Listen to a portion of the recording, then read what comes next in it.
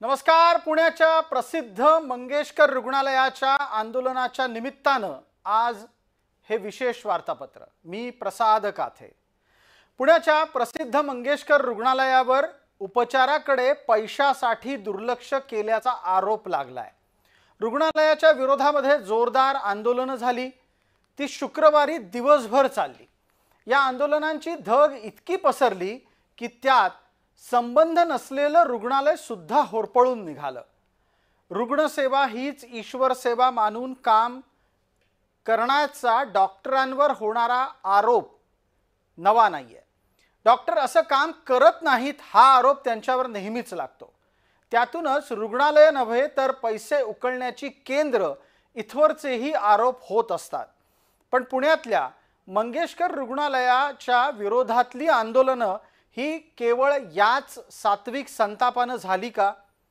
रुग्णालय फुकटच्या जमिनीवर उभं आहे इथपासून चौकशी अहवालावरच्या डॉक्टरांची आडनावं बघा इथपर्यंतची सगळी चर्चा समाज माध्यमातही झाली आणि आंदोलनाच्या स्थळी सुद्धा झाली. ही चर्चा नक्की काय सांगतेय? या सगळ्यात मंगेशकर कुटुंबाच्या विरोधातला सुप्त राग आज व्यक्त करायची संधी तर साधली गेली नाही ना, हाही प्रश्न आहे.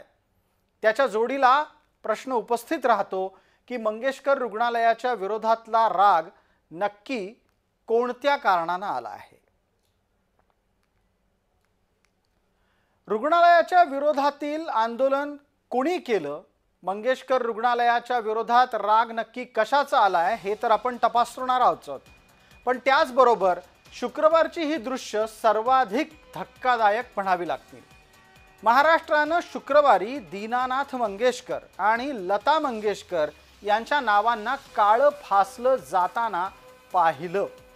मुद्दा काय होता तो भाग वेगळा आहे.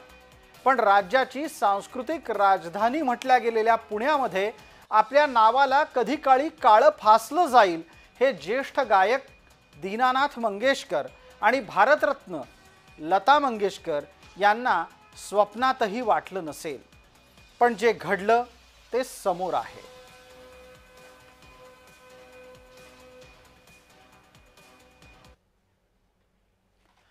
पुण्यातल्या एका रुग्णालयाला दीनानाथ मंगेशकरांचं नाव आहे. दीनानाथ मंगेशकर हे प्रसिद्ध गायक परिवार मंगेशकर यांचे कुटुंब प्रमुख.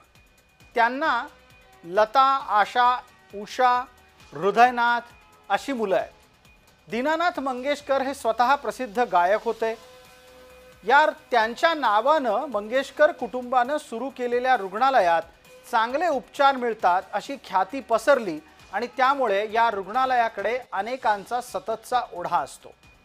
मात्र याच रुग्णालयात उपचाराच्यासाठी आलेल्या एका महिलेला पैशाअभावी उपचार मिळू शकलेला नाही असा आरोप झाला आणि वातावरण पेटलं.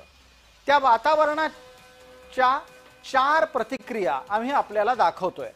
पहिल्या टप्प्यात आपल्याला अंधुक असं काही चित्र दिसतंय. त्यात मंगेशकरांच्या नावाला काळं फासण्याचा प्रयत्न होताना आपण पाहतोय. दुसऱ्या बाजूला ठिकठिकाणी विविध प्रकारची आंदोलनं होत आहेत. आंदोलनातला एक भाग तर चक्क पोतराज नाचवण्याचाही आहे. एका ठिकाणी चक्क प्रतिकात्मक प्रेतयात्रा सुद्धा काढली गेली आहे. एका चित्रामध्ये आपल्याला उग्र झालेले कार्यकर्ते वजा आंदोलक दिसत आहेत. त्यांच्या गळ्यातले राजकीय पट्टे आपल्याला स्पष्टपणे सांगतायत की ते कोणत्या भूमिकेनं या आंदोलनात उतरलेले असू शकतील. ही सगळी आंदोलनं ही शुक्रवारी दिवसभर गाजत राहिली.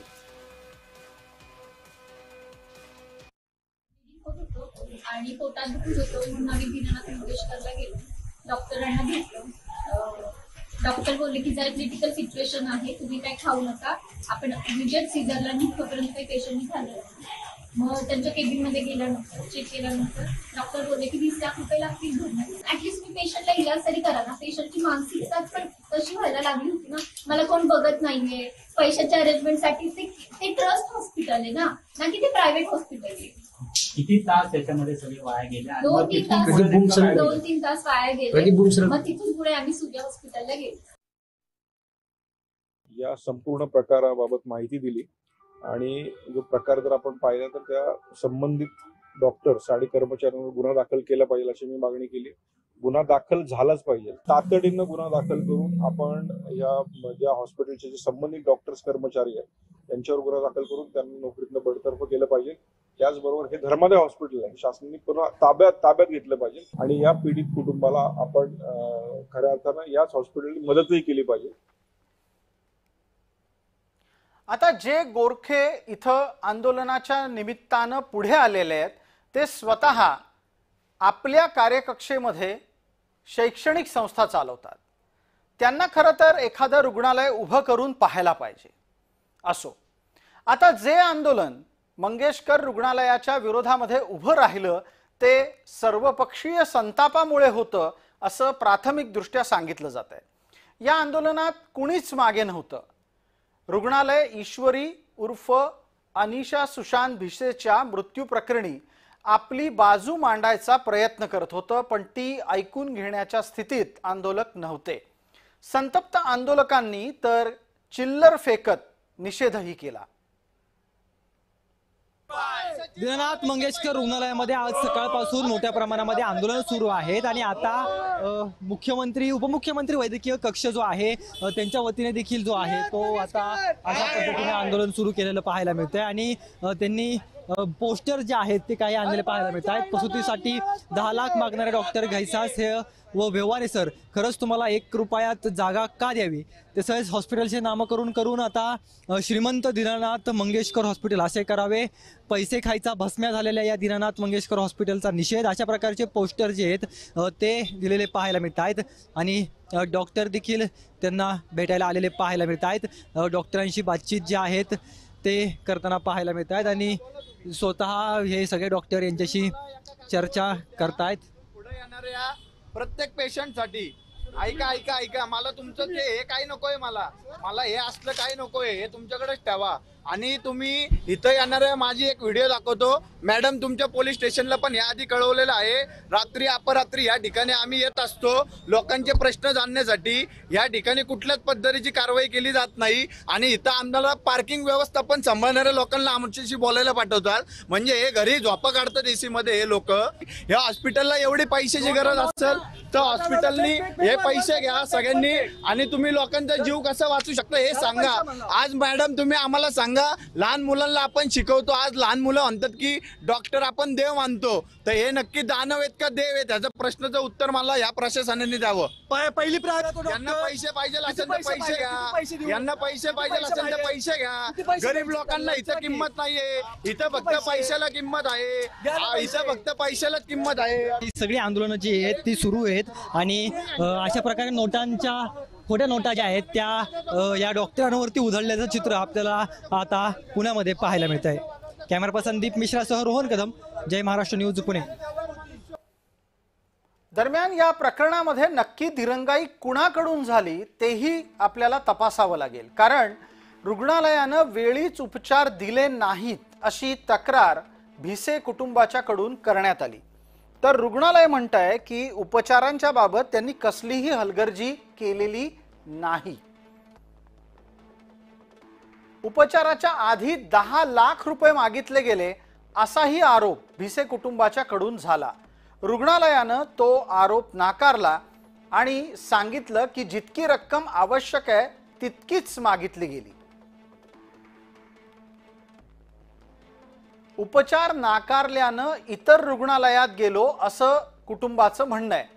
मात्र त्यावर रुग्णालयानं उत्तर देताना म्हटलंय की उपचार नाकारलेच नव्हते, नातेवाईक पेशंटला स्वतःच घेऊन गेले.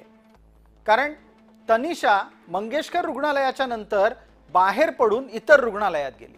रुग्ण अत्यवस्थ असताना उपचार नाकारले असं भिसेंचं म्हणणं आहे. प्रत्यक्षात 7 महिन्याच्या जुळ्या मुलांची प्रसूती होणं हे अत्यंत धोकादायक असतं याची कल्पना भिसेंना दिली गेली होती असंही रुग्णालय म्हणतंय. आंदोलकांनी यात उडी घेत म्हटलं की रुग्णालय प्रशासन मुजोर आहे. त्यालाही उत्तर देण्याचा प्रयत्न रुग्णालयाकडून झाला. आगाऊ रक्कम मागितल्याच्या रागातून ही तक्रार झाली आहे असं रुग्णालयाचं म्हणणं आहे. या सगळ्या मुद्द्यावर पीडितेचं कुटुंब आणि रुग्णालयाची भूमिका ही कॅमेऱ्यासमोर काय आहे ते ऐका. आम्ही जर 1-2 तासामध्ये 2-3 लाख रुपये गोळा करत होतो, तर जे काही पुढच्या गोष्टी आहेत, बाळाला एक महिना एनआयसी मध्ये वगैरे ठेवायचे, तर आम्ही सगळे पैसे मिळवू शकलो असतो, सगळ्या गोष्टी करू शकलो असतो.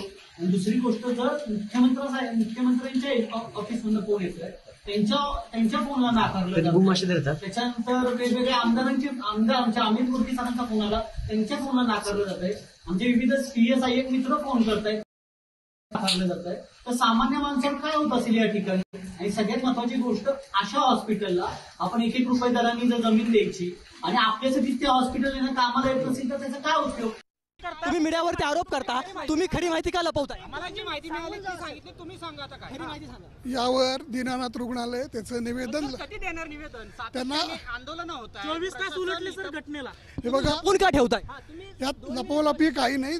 दीनानाथ रुग्णालय शासनाची पूर्तता करत आहे, त्यांच्या अहवालाची ती पूर्ण केलेली आहे. त्याच्यावर दीनानाथ रुग्णालय अहवाल काय आहे? अहवाल काय आहे सांगा ना, लोकांना कळलं पाहिजे ना, लोकांना कळलं पाहिजे अहवाल काय. लोकांना मीडियासाठी सुद्धा दीनानाथ रुग्णालय त्याची भूमिका आज स्पष्ट करणार आहे. कार्यालयाकडून फोन येऊन देखील तुम्ही ऐकलं नाही. तुम्ही अहवालामध्ये काय आहे हे सुद्धा सांगत नाही. तुम्ही ही सगळी बनवाबनवी लपवलपी का करता? सर, काल तुम्ही म्हटलात का मीडियाकडनं चुकीची माहिती येते, काय नेमकी अर्धवट माहिती गेली, पण नेमकी खरी माहिती काय तुम्ही सांगावी. मी एवढंच सांगेन, दीनानाथ रुग्णालय त्याचं निवेदन आज लवकर प्रसारित करणार आहे, तेव्हा तुम्हा सगळ्यांना माहिती मिळेल. तुम्ही लपवालपवी का करताय? लपवालपवी का करताय?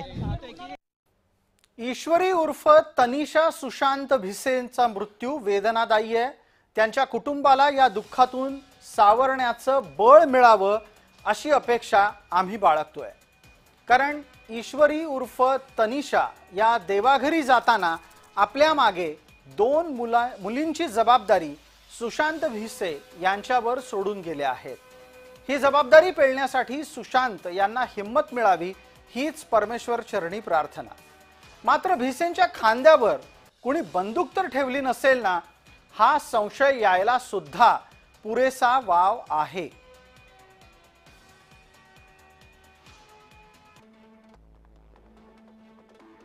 संशय कोणत्या गोष्टीचा आहे तर पुणेकर अचानक मंगेशकर रुग्णालयाच्या विरोधात इतके आक्रमक कसे काय झाले, हा पहिला संशय आहे.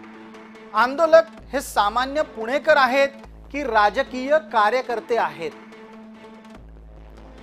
घटनेच्या आडून मंगेशकर कुटुंबियांवर तर राग निघत नाहीये ना? लता मंगेशकर यांचं मोदींचं समर्थन आणि सावरकरांची भक्ती ही तर आंदोलनाला बळ देत नाहीये ना? पुण्यातील मंगेशकर रुग्णालयाची प्रसिद्धी तर कुणा प्रतिस्पर्ध्याला खुपत नसेल, हा संशय सुद्धा या निमित्तानं येतोच.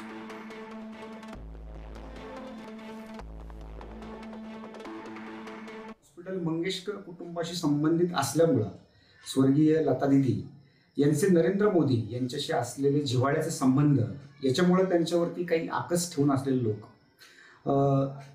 दीनानाथ हॉस्पिटलमध्ये असलेल्या डॉक्टरांची जात, लता मंगेशकर यांची जात, याच्यामुळे काही आकस बुद्धी असलेले लोक त्या हॉस्पिटलची बदनामी करण्यामध्ये आघाडीवर आहे. पण जे की अत्यंत चुकीचं आहे, या प्रकाराला वेगळं वळण दिलं जात आहे, जे अत्यंत दुर्दैवी आहे. आपण सर्वांनी हे लक्षात ठेवण्याची गरज आहे की जेव्हा कोविड सारखी महामारी या जगामध्ये थैमान घालत होती, तेव्हा दीनानाथ हॉस्पिटल असेल किंवा पूर्ण जगामधील अनेक डॉक्टर्स आपल्या रुग्णांना कुठल्याही प्रकारची जीवाची काळजी न करता ज्या प्रकारे उत्तम उपचार देत होते, त्याच्यामध्ये लाखो लोकांचे जीव त्यांनी वाचवले. तर आपण त्या डॉक्टर या व्यवसायाशी कृतज्ञपणा करून उपयोगी नाही. हे हॉस्पिटल मंगेशकर कुटुंबाशी संबंधित असल्यामुळं स्वर्गीय लता दिदी यांचे नरेंद्र मोदी यांच्याशी असलेले जिव्हाळ्याचे संबंध, याच्यामुळे त्यांच्यावरती काही आकस ठेवून असलेले लोक दीनानाथ. पुण्यातल्या मंगेशकर रुग्णालयाच्या विरोधातल्या आंदोलनाचा तडाखा हा डॉक्टर घैसास यांच्या खासगी दवाखान्याला अकारण बसला आहे. भाजपाच्या महिला आघाडीनं डॉक्टर घैसास यांच्या अश्विनी हॉस्पिटलवर हल्ला केला.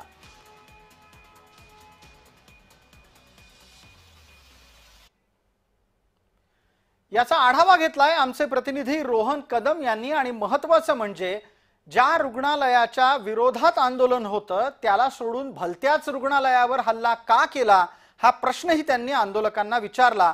आंदोलकांची उत्तर ऐका. तर मोठ्या प्रमाणामध्ये आक्रमक पवित्रा घेतल्याचं चित्र जे आहे ते पाहायला मिळतंय.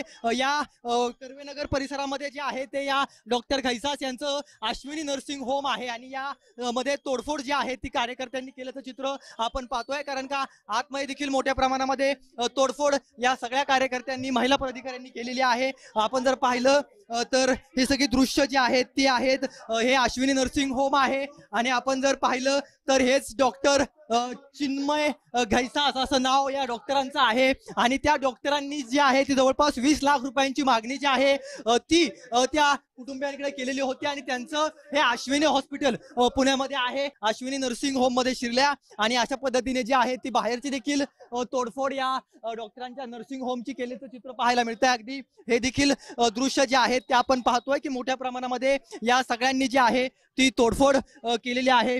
ज्यांनी ही तोडफोड केलेली आहे आपण त्यांच्याशी बातचीत करूयात. नेमकं काय म्हणणं आहे तुमचं काय म्हणणं आहे? अशी तोडफोड करून न्याय मिळेल का? मिळेल नाही मिळालं तर आम्ही तिथं ठाण मांडून बसू तिथं. तोडफोड झाल्यानंतरची ही सगळी दृश्य आहेत. कारण का मोठ्या प्रमाणामध्ये हे सगळे कार्यकर्ते जे आहेत ते कमालीचे आक्रमक होऊन या ठिकाणी पोहोचले होते आणि त्यांनी अशा पद्धतीने जी आहे ती तोडफोड केलेली आहे. कारण का या सगळ्या क्लिनिक मध्ये जी आहे ती ही दृश्य आपण पाहतोय की पुण्यातील या घैसास यांच्या डॉक्टरांच्या या सगळ्या या क्लिनिक मधली दृश्य आहेत आणि मोठ्या प्रमाणामध्ये सगळी तोडफोड जी आहे ती यांनी केलेली आहे. आणि आपण सध्या याच क्लिनिक मध्ये आहोत आणि या क्लिनिक मध्ये आपण ही दृश्य पाहतोय की मोठ्या प्रमाणामध्ये या सगळ्या महिला कार्यकर्त्या घुसल्या आणि त्यांच्या वतीने तोडफोड केलेली पाहायला मिळते. कॅमेरा पर्सन दीप मिश्रासह रोहन कदम, जय महाराष्ट्र न्यूज, पुणे. राज्यभरामधली आरोग्य व्यवस्था बळकट व्हावी आणि सरकार व्यतिरिक्त सुद्धा रुग्णांना चांगले उपचार अल्प दरामध्ये मिळावेत याच्यासाठी धर्मदाय माध्यमातून राज्य सरकारच्या नियमावलीच्या अधीन राहत रुग्णालय उभारण्यासाठी जमिनी उपलब्ध करून दिल्या जातात. ही राज्य सरकारची तसं पाहायला गेलं तर बऱ्याच वर्षांपासून चालत आलेली योजना आहे. त्याच योजनेचे लाभार्थी मंगेशकर रुग्णालय सुद्धा आहे. पण अनेकदा केवळ मंगेशकर रुग्णालयाच्याच बद्दल नव्हे तर बहुतेक इतर अनेक धर्मदाय रुग्णालयांच्या बाबतीत तक्रारी असतात की ही मंडळी नियम पाळत नाहीत. महाराष्ट्राचे माजी आरोग्यमंत्री दीपक सावंत यांनी अशा रुग्णालयांना वठणीवर आणण्यासाठी अनेकदा प्रयत्न केले. धर्मादाय रुग्णालय जे आहेत या धर्मादाय रुग्णालयांसाठी काही विशिष्ट नियमावली आहेत. त्यांनी आपल्याकडच्या जे ऑपरेटिंग बेड्स आहेत त्यापैकी 10% गरीब रुग्णांसाठी आणि 10% इंडिजंट पेशंटसाठी, म्हणजे जे दारिद्र्य रेषेच्या वरती आहेत पण ज्यांचं इन्कम कमी आहे अशा लोकांसाठी राखून ठेवणं गरजेचं आहे. आणि हॉस्पिटल प्रशासनाने जे काही त्यांचं प्रॉफिट असते त्यापैकी 2% खर्च या रुग्णांवरती करायला पाहिजे. आणि हे बेड राखून ठेवणं अत्यंत बंधनकारक आहे, पण वास्तवात अशा प्रकारचं काही होत नाहीये. कारण मुळातच ही हॉस्पिटल्स ऑपरेटिंग बेड ह्या संज्ञेचा गैरवापर करतात. ऑपरेटिंग बेड कमी दाखवतात आणि यावरती आपला फायदा कमवतात. एकीकडे राज्य सरकार आपल्या परीनं या रुग्णालयांना वेसण घालण्याचा प्रयत्न करतं खरं, पण प्रत्येक वेळेला ही सगळी रुग्णालयच काही राज्य सरकारला बधतात असं नाही. अनेक मुजूर रुग्णालये आहेत जी नियमांना सरळ सरळ तोडतात आणि आपलीच मनमानी करतात. मग अशा वेळेला या रुग्णालयांचं होतं काय? त्यांच्यावर शिक्षा शक्य असते का? आता हे हॉस्पिटल्स आहेत जी धर्मादाय रुग्णालय या संज्ञेखाली येतात, यांना ही सवलत का द्यावी लागते? तर त्यांनी सरकारकडनं जमीन घेतलेली तरी असते, सरकारकडनं ऑक्ट्रॉयमधनं सूट घेतलेली तरी असते किंवा अन्य कारणाने सरकारचे फायदे घेतलेले असतात. बऱ्याचदा इलेक्ट्रिक बिल माफ असते, बऱ्याचदा पाण्याचं बिल माफ असते. त्यामुळे ह्या हॉस्पिटलना त्याच्या बदल्यामध्ये 10 इंडिजन पेशंट आणि 10 दारिद्र्य रेषेखालचे पेशंट असे 20% बेड खाली ठेवावे लागतात. पण प्रत्यक्षात त्यांना तसा बोर्ड डिस्प्ले करण्याचं पण आवश्यकता आहे, पण हे कोणीही नियम पाळत नाहीत. आपल्याला हे पेशंट कधीच ऍडमिट झालेले, उलट हे लोक आपल्या घरचेच लोक या संज्ञेखाली ऍडमिट करतात आणि प्रॉफिट उकळतात. या गोंधळाच्या दरम्यान रुग्णालयानं केलेल्या आणि दिलेल्या भूमिकेचा विचारही अनिवार्य आहे, कारण त्यात जे घडलंय त्याच्या पडद्यामागे काय काय घडलंय याची सुद्धा भूमिका स्पष्ट होतीये. रुग्णालयानं स्पष्टपणे सांगितलंय की ईश्वरी उर्फ तनिषा सुशांत भिसे 2020 पासून मंगेशकर रुग्णालयात उपचार आणि सल्ला घेत असे. म्हणजेच ईश्वरी किंवा तनिषा भिसे ही मंगेशकर रुग्णालयाच्यासाठी नवी नव्हती. मंगेशकर रुग्णालयानं ईश्वरी उर्फ तनिषा हिच्यावर 50% कमी किमतीत म्हणजे सवलतीच्या दरात शस्त्रक्रिया सुद्धा केलेली आहे. ईश्वरी उर्फ तनिषा हिला सुरक्षित गर्भधारणा शक्य नव्हती आणि तसं डॉक्टरांनी तिला सांगितलं पण होतं, पण तरीही तसे प्रयत्न झाले आणि ज्या वेळेला तनिषा गर्भधारणा झाली त्यावेळेला तशी जोखीमयुक्त गर्भधारणा घेऊन डॉक्टरांकडे पोहोचली. तनिषानं डॉक्टर घैसास यांच्याकडे उपचाराचा आग्रह केला. डॉक्टर घैसास यांनी तिला असलेल्या जोखीमयुक्त गर्भधारणेच्या बाबत कल्पना दिली आणि दर 7 दिवसांनी तपासणीसाठी बोलावलं, सल्ला घेण्यासाठी बोलावलं. मात्र तनिषानं डॉक्टरांचा सल्ला पाळला नाही. बोलावूनही ती उपचारासाठी आलीच नाही. 28 मार्चला डॉक्टर घैसास यांना भेटल्याच्या नंतर उपचार आणि खर्चाची कल्पना तनिषाला तिच्या सोबत असलेल्यांना देण्यात आली होती. मात्र शक्य असतील तितकी रक्कम भरून ऍडमिट व्हा असं सांगूनही त्यांनी तनिषाला मंगेशकर रुग्णालयाला कसलीही कल्पना न देता तनिषा आणि तिच्या सोबतचे लोक निघून गेले. ईश्वरी उर्फ तनिषा भिसेच्या आधीच्या ऑपरेशन्स बाबत आणि कॅन्सर बाबतची माहिती सुद्धा दडवण्यात आली. डॉक्टरांना पेशंटनी स्वतःच्या तब्येतीबाबत खरं आणि पूर्णपणे सत्य सांगणं अपेक्षित असतं, ते या प्रकरणात घडलेलं नाही. आता या प्रकरणामध्ये रुग्णालयाच्या चौकशीचे आदेश दिले गेले आहेत. ती चौकशी 4 सदस्यीय समितीकडून पूर्ण झाली आहे आणि त्याचा एक गोपनीय अहवाल राज्य सरकारला सादर करण्यात आला आहे. ज्या प्रकारे तिथल्या काही डॉक्टर्सनी किंवा कर्मचाऱ्यांनी अतिशय असंवेदनशीलतेनं प्रसूतीला आलेल्या महिलेला त्या ठिकाणी ऍडमिट करून घेण्यास नकार दिला किंवा अधिकचे पैसे मागितले, अशा प्रकारचा जो विषय या ठिकाणी आलेला आहे. मेडिकल एथिक्स हा एक महत्वाचा विषय आहे की अशा प्रकरणी पैशाची चिंता न करता त्यांना ऍडमिट करून घेणं हे गरजेचं होतं. त्यामुळे एथिक्सचं पालन होतंय की नाही या संदर्भात देखील आपण प्रयत्न करणार आहोत. एथिक्सचं पालन होतंय की नाही असं महाराष्ट्राच्या मुख्यमंत्र्यांनी तपासण्यासाठी सांगितलेलं आहे. पण एका बाजूला रुग्णालयांवर जशी जबाबदारी आहे त्याही पेक्षा अधिकची जबाबदारी ही रुग्णावर असते, कारण रुग्ण जर खरं बोलला तरच त्यावर उत्तम आणि नीट उपचार करता येतात. ईश्वरी उर्फ तनिषा हिनं मंगेशकर रुग्णालयातून निघून स्वतःच्याच बुद्धीनं निर्णय घेत वाकड इथलं सूर्या रुग्णालय गाठलं. तिथं प्रसूती दरम्यान झालेल्या अतिरक्तस्त्रावात तिचा मृत्यू झाला. ही अत्यंत दुर्दैवी घटना आहे. दोन्ही मुली प्रीटम जन्माला आल्यामुळे त्या NICU मध्ये आहेत. त्यामधील एका बाळाचं वजन हे 1.122 ग्राम आणि दुसऱ्या मुलीचं वजन आहे 640 ग्राम. सुरुवातीला एका मुलीला व्हेंटिलेटरची गरज पडली. आत्ता सध्या त्या मुलीचा सुद्धा व्हेंटिलेटर निघालेला आहे आणि दोन्ही मुली सीपॅपवर स्टेबल आहेत. दररोज त्यांचे नातेवाईक सकाळी काउन्सिलिंगच्या वेळी येऊन बाळांचे रोज अपडेट घेत आहेत आणि बाळांची प्रकृती सुधारत आहे. महाराष्ट्रामध्ये डॉक्टरांवर हल्ला झाल्यास त्या विरोधात कठोर कारवाई करण्यासाठी कायदा अस्तित्वात आहे. आता ज्यांनी मंगेशकर रुग्णालयाचा राग अश्विनी हॉस्पिटलवर काढला त्यांच्यावर पोलिसांनी कारवाई सुरू केलेली आहे. एका बाजूला आंदोलनाच्या आडून होणारं राजकारण आहे, दुसऱ्या बाजूला या आंदोलनात लपलेले अनेक सुप्त मुद्दे आहेत.